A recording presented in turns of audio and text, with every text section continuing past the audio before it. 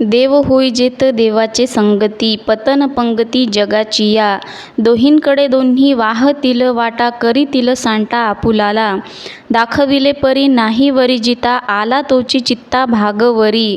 तुका म्हणे अंगी आवडीचे बळ, उपदेश मूळ बीज मात्र.